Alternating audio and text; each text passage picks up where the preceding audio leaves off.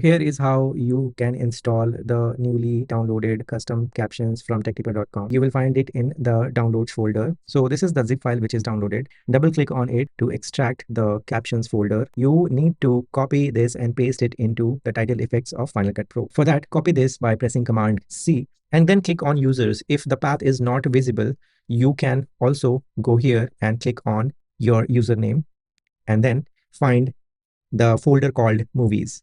Click here and you will find motion templates. Click on motion templates and you will find titles. Click on titles. Here you can paste the captions folder.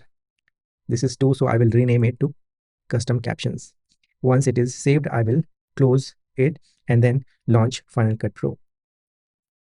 Okay, the Final Cut Pro is launched and now we can see that custom captions is available here.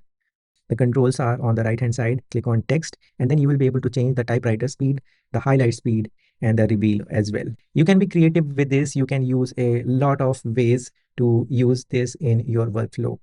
Check out techtiper.com for more useful resources. Thank you for watching.